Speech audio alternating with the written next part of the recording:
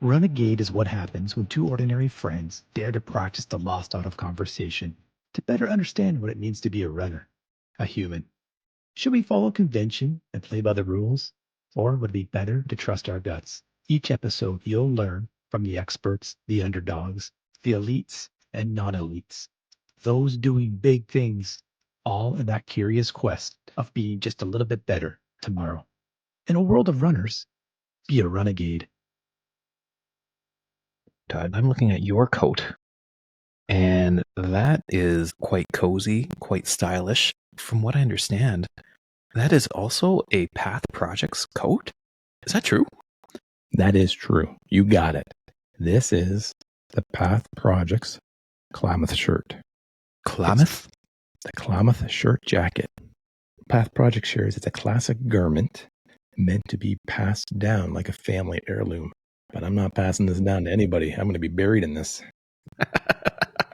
So comfortable. That's the secondary promotion about it, or not promotion, but the advertisement of it. You can not only can you pass it down as an heirloom, but you could also be buried in our attire. Sleep comfortably for life. You can be buried in this like I'm buried in all my races that I run. No. It's 100% merino wool. It's soft. It's so warm. So we live in Canada, to our listeners, our renegades. I've been wearing this since about October. It's a shirt jacket, right? So it's got pockets. So let me see. I got 2 pockets here. Nice. It's got an inside pocket. In a shirt? In a shirt. You can store stuff inside. They've thought of everything. Path Projects, that's what I like about them. They're always thinking about the little details. And it's great. So check them out. And you know what? They've dropped 3 amazing new shirts. They got the Venom half zip, the Lomon hoodie, and the Kessler LST. That's long sleeve tee. Check out their website, pathprojects.com, and use the code TRP10 for 10% off your order for a limited time. What was that code again? TRP10.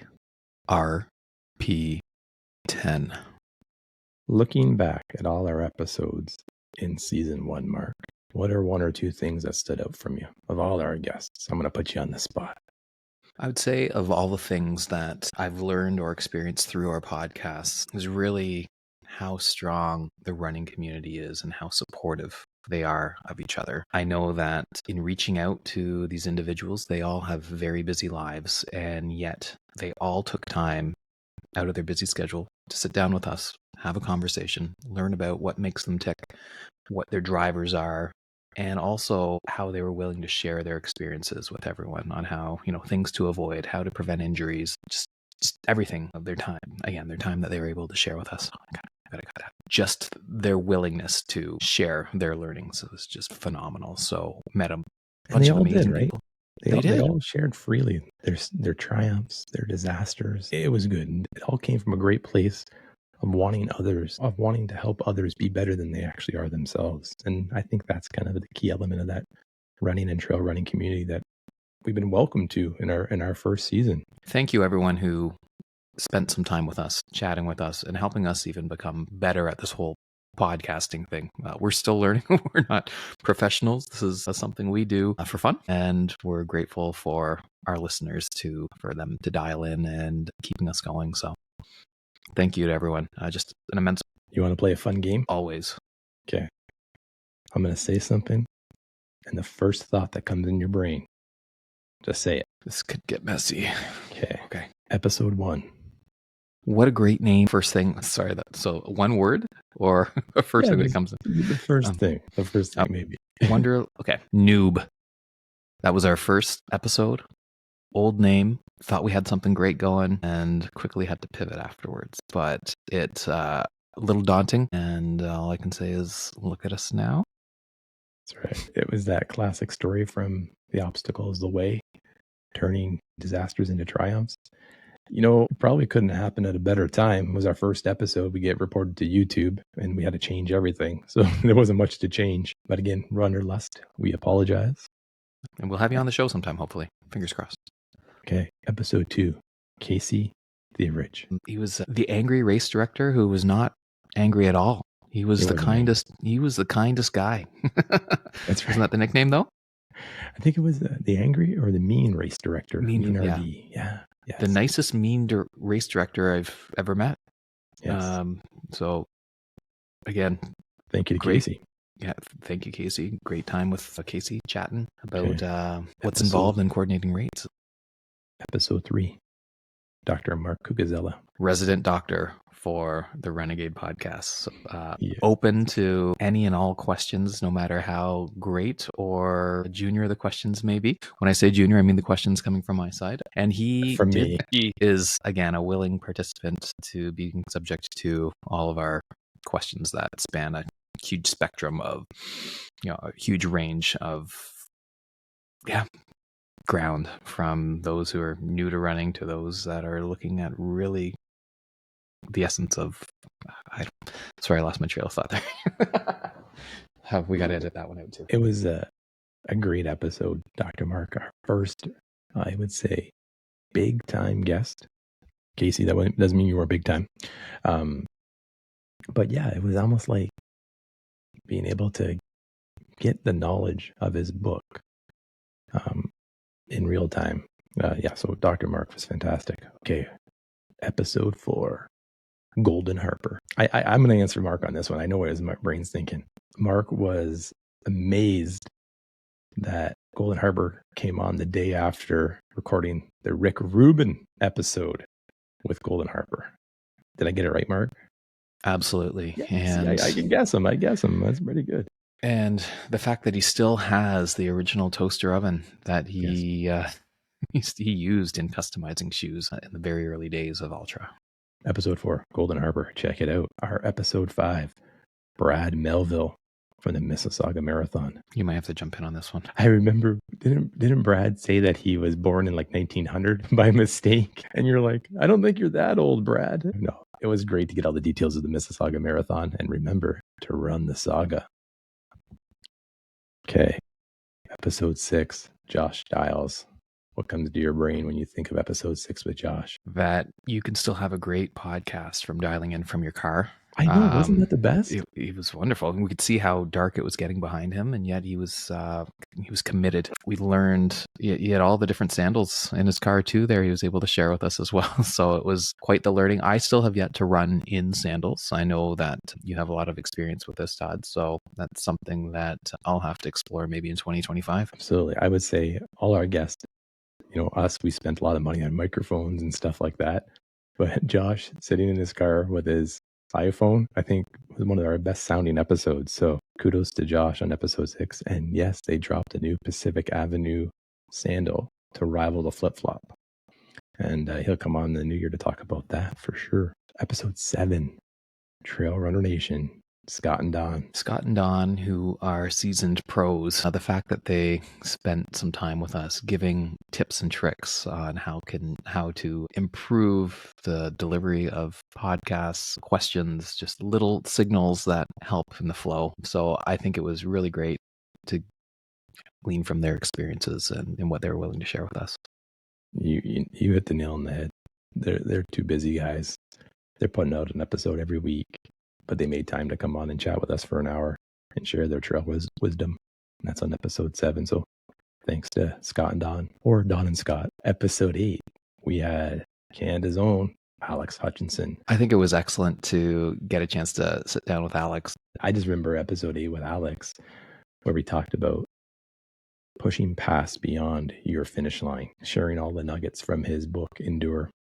And he dropped a nugget that his new book, The Explorer's Gene, is coming out in March. So that was fantastic to have Alex on in episode 8. And then how about this one then? Episode 9 with Kate Asmath. What do you remember taking away from that one? You know what? What I remember about that was how Katie explained why we should all give trail running a try. She talked about, just imagine spending a day in the mountains, eating great food, hanging out with your friends, walking, running. It was just like the way she said it. I don't know.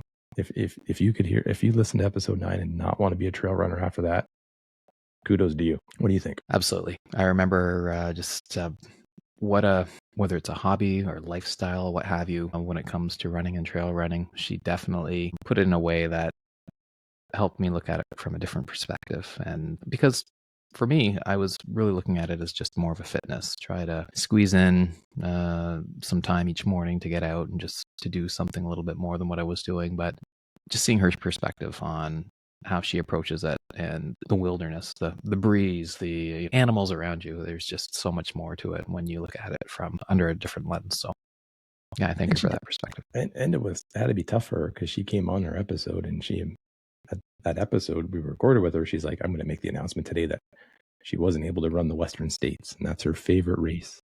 And I know she's gearing back up for a big 2025, and we're cheering for you, Katie. And the other thing too is they started a podcast too, her and I think 3 other friends, and it was fun to hear a little bit about their podcasting journey too. Okay, then we got episode 10 with Liza Howard. Liza is our reinforcements when it comes to dealing with podcast haters out there. So fabulous person, knowing that she has our backs. It's great to have friends. So thank you, Liza. I just like Liza's energy and attitude. You can tell that she's a lot of fun. She has a great time trail running, and she heads up an organization to help veteran runners and veteran runners' families, Band of Runners. And I know she graciously sent us a nice Band of Runners shirt that she promised will help us in all our tough races. And so far it has. So we want to thank Liza for that. Okay, episode 11.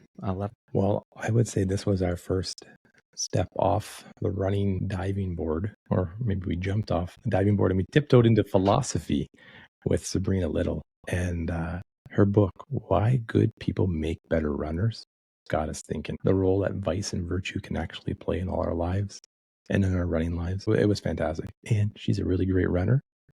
And I know she's had a lot of success this year promoting her book and seeing her on socials and whatnot. So kudos to Sabrina. Absolutely. Okay. Episode 12, Jason Fitzgerald. Well, Jason in the running and endurance coaching world is one of the top out there. He's got the top podcast out there, Strength Running. What I took away was to run your fastest race, you have to train to run fast. You can't just run slow every single day and run long distances every single day. There's a time and a season for everything. And I wanted to put some of the practices into play that Jason shared with us. But over the summertime, I ran into some troubles, so I couldn't do that. But it's still there to get faster at our 1K, get faster at our 5K, get faster at a 10K. Because what did Jason say? If you can run a really fast 5K, you can run a really fast marathon. So remember that. Get fast in those slow, short races. I know that we mentioned earlier our resident doctor is Dr. Mark Cucuzella, and Jason would be our resident coach. So, Jason, thanks for the wisdom you've shared. Thank you, Coach Fitz. Then in episode 13, we had our buddy, Corey Belmore. Corey is just an inspiration to all beer drinkers and runners alike. And one of the things I definitely took away from that is preparing my stomach for the beer mile. So watermelon comes to mind for expanding that, and making sure I can take down those 4 beers while running. And perhaps next year I'll maybe appear at the beer mile. We might have to travel away like a coward, like I did. I don't know where in the world it is. We'll have to go figure out where. This year it was in Windsor. It was fun. But every time I'm out running with a full belly, I think of Corey Belmore, and I just say, I'm putting the dimes in the bank like Corey did, running with a full gut. Okay, episode 14, we had Ian Sherman. What I found about Ian Sherman is an amazing ultra runner, an amazing runner who found running fast. And remember how he said that he went from starting to run to running a marathon every weekend within his first couple of years of running. And that built a huge base, and how he's kind of evolved into the longer and longer distances. And he's a great trail runner, great ultra runner. Okay. Episode 15, Ryan Allison, the Windsor Waterfront Half Marathon. Well, that one's easy. Ryan Allison, Sunday, September 14th, 2025. Big City Racing comes back to Windsor, Ontario, and Ryan joined us and gave us all the details, all the planning about why the Windsor Waterfront Half Marathon and 5K is the race that you need to be running in 2025. Absolutely. And it's the race for everyone. It's accessible, great scenery running along the river there. And I think it's something like, it's only, 45 minutes from here. So something to really consider on my side. We're signing you up, Mark. And you sign up, use the code WWHMTM8, and you get 20% off your registration. All right. Then guess who came back on episode 16? We didn't scare him away. Dr. Mark came back. Think of what the content was of that. Well, I think it was more or less along the lines of what do we need to be doing every single day to becoming a strong and healthy runner? We called it the Doc's Shoebox because we covered a lot of topics. And one thing that he mentioned in that episode was Dr. Lawrence Van Lingen. And I had come across Dr. Lawrence from Flores on the Extra Miles podcast and the Prociw Best program. But Dr. Mark talked a little bit about Lawrence on the episode, and that kind of spurred our interest. And you know what? 2 episodes later, Dr. Lawrence came on. But before he came on episode 17, we had Mike Spindler, the JFK 50 race director. What are you thinking? Episode 17, Mike Spindler. Spindler. This is a passion, a lifetime of passion towards the JFK 50, I think is what we saw here, and his involvement and just the legacy of him continuing on for the prior race director and giving it all he has every year, and how connected he is with that community of folks coming out, and how there's, was it the Danger Room where he manages? Or the Trouble. The Trouble Room, that's it. Trouble Room where, he's sorting things out on race day, and just he's doing it for the people and for those participants. And I think that's his driver there, is just seeing everyone come out and experiencing something. He lives and loves the JFK 50. It's a lifetime of running for him and organizing. And I ran it my second time this fall. That race is top notch. Hats off to Mike Spindler and the JFK 50 crew. And the JFK 50 community too. I know we share the Renegade Podcast on their Facebook group, where they're so welcoming and encouraging. So I will see you in 2025 at my 3rd JFK 50. Then we had Dr. Lawrence Van Lingen on episode 18. A wonderful episode. Like it was, like a weaving together of meditation, running, movement to help us rethink running.